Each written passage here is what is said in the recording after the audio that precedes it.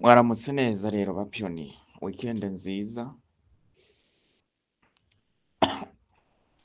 mumbabarire ndasa naho umuntu adasa ameze neza ariko ntaco bitwaye. Hanyuma ndashaka gusaba ridere bagenzanje, nimutumishe muvugana, tureke ibihe tugezemwo muri P network, tureke kuza turazaniramwo ibintu vy'ibishobisho, twigenera amatariki tutanabonye kuri dashboard, tuzanamwo amarangamutima menshi muno mushinga kugira ngo bikunde abakora ama YouTube baronka ama views menshi babonye ivya mainnet, kuko umupayoniya nka kano kanya akajambo mainnet full karamugwaza ubwonko bigatuma arondera ayo makuru. Ndabasabe vraiment mureke kuza murakora ubwo bubi.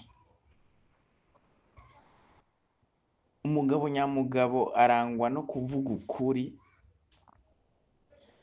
kandi akama agwanira amahoro ahari hose. Ivyo vyaririmbwe na Canje wa Miss. Rero ndatangazwa n'abaridere bariko bagenda kubaza ChatGPT ngo mwijambo Nicolas yavuze ngo yavuze open mainnet 2026 yabivuze hehe? Yavuze hehe? Bandi bariko bakora ama YouTube bavuga ngo mwitege open mainnet ariko ijya minota 26 n'amasegonda 25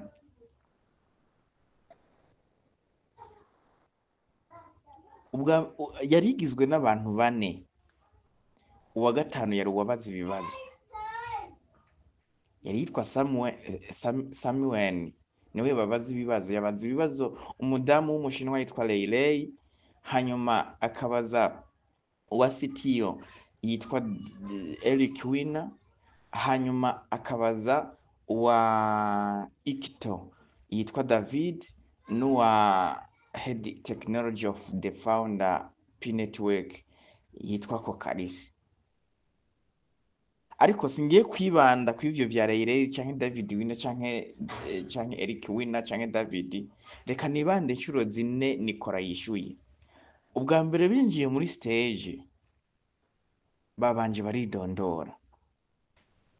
Nicolas aravuga jewe nitwa Nikora Kokarisi, ndi umuntu yiyumviriye P network nka blockchain ifise ifaranga ryitwa P, kandi ni head ya technology mu ivyo bintu muri blockchain. Kugira rero iyo P iboneka kuri account y'umuntu umwe ateresheriza application muri telefone yiwe, konte yiwe ikaza kwemezwa na blockchain, akoze KYC ikemegwa, abagejeje aho. Samuel ikibazo yagarutse kubaza Nikora, yamubajije ati none Kokarisi AI ni kuvuga intelligence artificial, ubwenge gakorano, burategekanywa iki na P network? Arishura ubwira kabiri avuga ati twihweje uko generation zagiye zirakurikirana, ibintu kugira bivuke bigenda gahoro gahoro. Mu myaka yahera haragenda harabibi bikaza bigakomera, abantu bagakora amatelefone, abantu ntibayakire vuba, mugabo uko vyagenda biza bigenda birabandanya, abantu baravyakira bisangana ivyo barimwo n'ubuzima.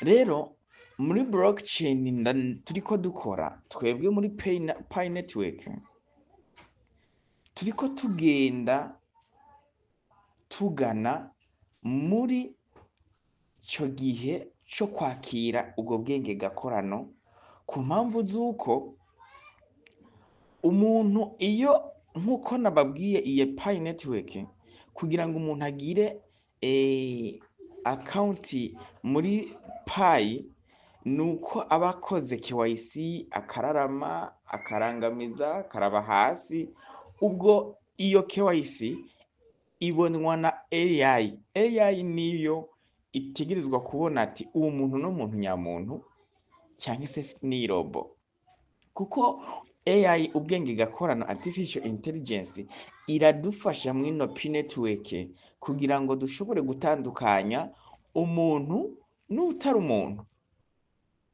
Izo zari inyishu Nikora arishura, kandi Nikora aje avuga ati nk'amamiliyoni y'abantu aza ari muno mushinga wa P-network, turafise icyizere ko muri kazoza, muri in the future hazobaho AI zidufasha cyangwa se intelligence artificial zidufasha ukungene zizokwibasira kwibanda muno mushinga wa P-network mu gushiraho akazi muri blockchain kihuse, twihweje n'amanode ubu tugezeko abaragejejaho. Ubugira kabiri yabajijwe ati none ga Nicolas, AI urayivuga ko iki mu bijanye na blockchain yawe uri kurakora muri P-network? Ece yishura aravuga ati AI ni ikintu kizodufasha muri kazoza, mu gihe ubu mwa bino bihe turimwo bene uwo mushinga bapyoniye nk'uko nababwiye ko hari amamiliyoni y'abantu ari mw'iyo blockchain, bariko baragerageza cyangwa se bariko barihutira kubaka ama application muri blockchain. Iyo blockchain rero bariko bubakamwo ama application, abenshi ama application nayo azotanga ibintu. Rero ico gihe nikigera ko bariko bubaka ama blockchain cyangwa se ama application muri blockchain ya P-network, bazoza barahanahana ibidandazwa bakoresheje ya coin ya P, bazoza barahanahana ibidandazwa. Rero AI izogaruka kudufasha muri blockchain kuraba neza igiciro aba pioneer cyangwa se abadandazwa bariko bahanahana iri faranga baguranya n'ikidandazwa, urugero ifaranga n'igiciro bariko barakorerako. AI dufashe gufata ico giciro aba pioneer bariko bakorerako bo ubwabo, AI ikigire stable coin.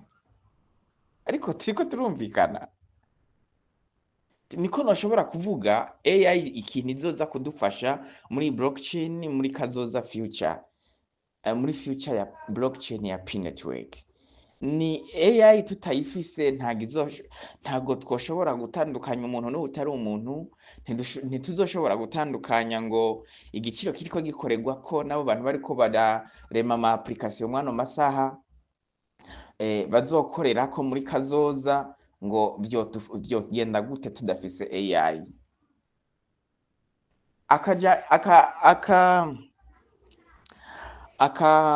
Akabazo kanyuma yaciye asohereza ko Samuel yamubagiye ati none ko Karisi, P-network uratubwiye ko irimwo amamiliyoni y'abantu benshi, ati none urategekanya ko ivyo bintu bizoja ku mugaragaro bigenze gute? Akanyishu yaciye ko yavuga ati niyo mpamvu nababwiye ko ari blockchain iki ciyubaka, ivy'igihe ntitwovyibandako. Ibindi bibazo vyaciye bigenda birabazwa bajya abandi, ariko aho Nikora amajambo menshi yagiye arava muri Nikora mu ncamake yayo yabayayo. Bwa ndi kubona abantu bariko bazana ibintu ngo open mainnet ngo yavuze, open mainnet ngo Nikora yavuze ngo izo bango mwakonge oya. Kuko iyo umuzungu avuze ngo future, ngo muri fitire turiteze ibintu bizoba ibi, future ku muzungu no guhera ejo aho bukeya ku muzungu ni future. None hamwe wosanga iyi future avuze ni mu 12 kuno mwaka, canke future avuze ni muri 2026 kuko Future ku muzungu wewe amasaha ari imbere y'ahaba ariko avugira ahita muri fitiri. Rero tureke kurondera amakuru dukavya, nta bintu vya open mainnet yigeze arekura mu kanwa kiwe. Yagiye aribanda ku bijanye n'ibikorwa vya blockchain ya P-Network na AI, artificial intelligence, ikizofasha canke ikiri kirafasha mwano masaha ibijanye n'uno mushinga. Rero tube dushaka kuvuga ukuri, mushaka kurondera ama views muyarondere mukoresha ukuri mwa ba YouTube hamwe, mureke kuza murakavya ibintu kuko umupionnier w'umunyarwanda canke umurundi igihe yigereyemwo yumvise akantu open mainnet n'amatwara ashinga agahahamuka, ugasanga ariko aritega ibintu vy'amatariki mumubwiye n'imisi mumubwiye, umutima iyo tariki kaza gushika yahahamutse. Rero iyo tariki yigeze akaca abona ivyo mwamubwiye mu ma YouTube yanyu sivyo bibaye, abahindura ababeshi, kandi kubesha navyo si vyiza. Kubesha ntago ari ikintu kiza cubaka ijambo ry'umuntu arivuga, ahubwo kiragutesha agaciro. Ni vyiza rero aba YouTube bakora YouTube bazoze baratanga amakuru babanje kugira ishishoza, mbega havuzwe iki muri mu ncamake, canke uwubishoboye adusobanurire akajambo ku kandi muga adashizemwo ibintu vy'ibinyoma. Nivyo novuga, kandi keep meaning weekend nziza kandi